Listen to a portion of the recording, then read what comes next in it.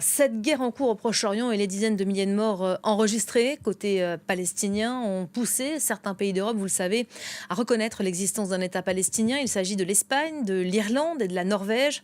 Et cette reconnaissance qui sera officialisée demain à Madrid.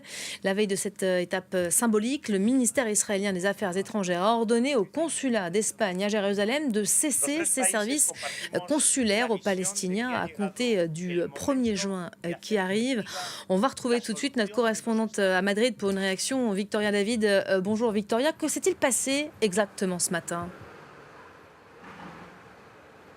Bonjour, alors effectivement Israël n'a pas tardé à réagir. Le ministère israélien des Affaires étrangères s'est exprimé ce matin dans un communiqué. Concrètement, à partir de du samedi 1er juin, samedi prochain donc, le consulat espagnol à Jérusalem ne sera autorisé à exercer aucune activité consulaire à l'égard des résidents de l'autorité palestinienne.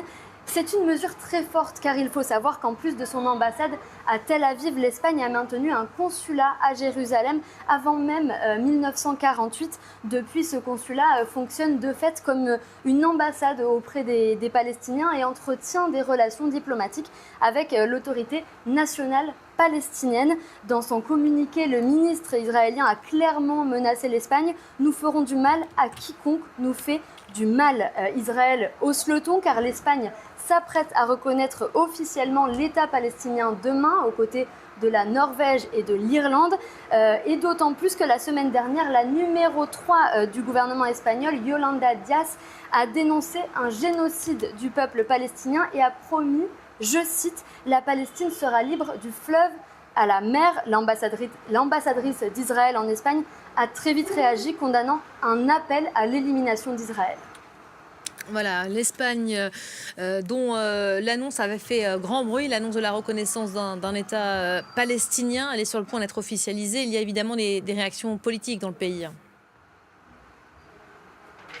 Oui, effectivement, cette crise diplomatique fait réagir l'ensemble de la scène politique espagnole. Si la gauche soutient majoritairement la décision de Pedro Sánchez, chef de file des socialistes espagnols, cette reconnaissance unilatérale suscite plutôt l'opposition de la droite. Le président du Parti populaire s'est insurgé contre le conflit diplomatique déclenché entre Israël et l'Espagne et s'est aussi inquiété pour l'image de l'Espagne. Il faut savoir que l'Espagne est l'un des pays européens ayant été le plus critique envers Israël depuis le début de la guerre à Gaza. Le ministre des Affaires étrangères espagnol a d'ailleurs averti samedi Israël que les ordonnances émises par la Cour internationale de justice étaient contraignantes et a exigé leur respect, une preuve de plus de l'attitude de l'Espagne envers Israël.